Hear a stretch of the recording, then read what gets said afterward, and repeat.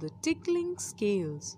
One day in the jungle, a set of bathroom scales appeared.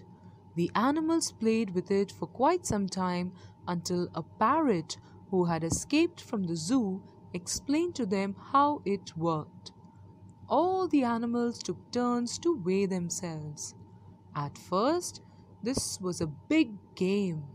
Every day, each animal would see how much weight they had gained or lost. However, before long, many animals began to obsess about their weight.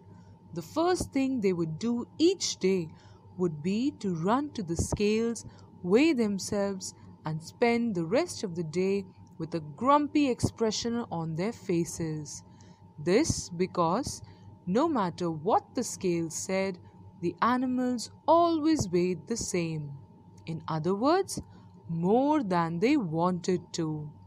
As the months passed, the scales began to suffer the animals' disapproval.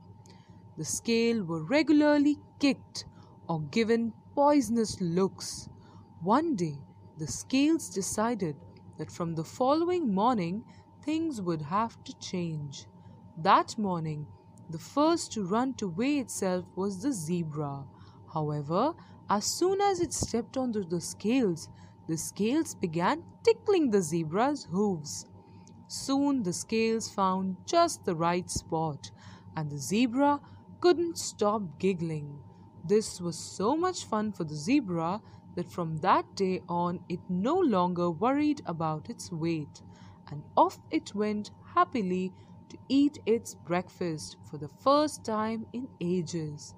The same happened to whoever went to weigh themselves that day, so that before long no one was worried any longer about their weight. Rather, they all commented on how much fun the scales and its tickling were. As the months and the years passed, the scales stopped reading way and began reading good humor and optimism instead. Soon, everyone happily discovered that this was a much better indicator of beauty and a person's value.